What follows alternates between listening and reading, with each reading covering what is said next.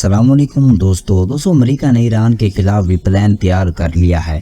اس plan کے تحت بہت سی ایئر سٹرائکس کی جائیں گی ایرانی ٹارگٹس پر، جو کہ عراق اور شام میں ہوں گی۔ یہ ایک شروعات ہے بڑی جنگ کی، جو کہ اس ایشیا کے خطے کو بھی اپنی لپیٹ میں لے لے گی۔ ساری سچویشن آپ کے سامنے رکھتے ہیں۔ کیا پاکستان بھی اس سے متاثر ہوگا، یہ بھی آپ کے سامنے رکھیں گے۔ کل امریکہ نے یہ فیصلہ کیا کہ وہ اب صرف یمن پر حملے نہیں کرے گا، بلکہ ان فورسز کو مدد فراہم کرنے ایران پر بھی حملے کیے جائیں گے، تاکہ ایران کو بتایا جا سکے کہ امریکہ کس قدر طاقتور ہے اور عراق امریکی فوجیوں کے خلاف حملے بند کرے۔ اب یہ فیصلہ اس حملے کے بعد کیا جائے کہ جب 3 امریکی فوجی جارڈن میں ایک حملے میں مارے گئے، جو شام کے سرحد کے پاس کیا گیا تھا۔ امریکہ کا خیال ہے کہ ایران نے یہ حملے کروائے ہیں امریکہ سولجرز پر۔ اب اس کے بعد ایران میں بھی امریکی الزام کو رد کر دیا گیا۔ اس نے ایسا کوئی حملہ نہیں کروایا جس میں امریکی فوجی 40 زخمی ہوئے جبکہ 3 مارے گئے تھے، لیکن امریکہ ماننے کو تیار نہیں۔ اور آج خبر سامنے آئی ہے کہ امریکہ نے ایران پر 85 حملے کیے ہیں۔ یعنی پاکستان نے کلیم کیا تھا کہ 8 جگہوں پر ہم نے حملے کیے ہیں اور ایران میں جو موجود دہشت گرد گروپوں کو مارا ہے، لیکن امریکہ نے دعویٰ کیا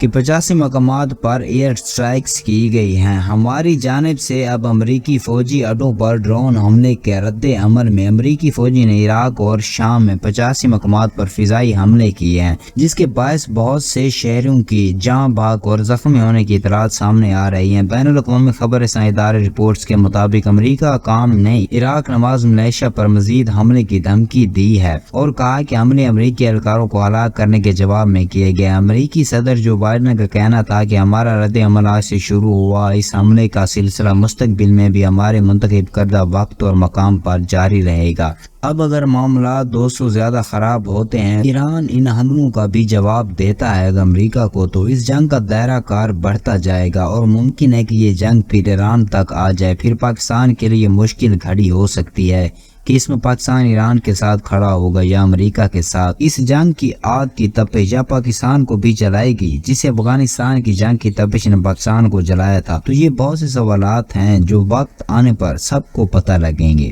دوستو فی الحال خبروں سے اتنا ہی۔ مزید خبروں اور اپڈیٹس کے لیے دیکھتے رہیے Udaan news HD۔ Thanks for watching. اللہ حافظ۔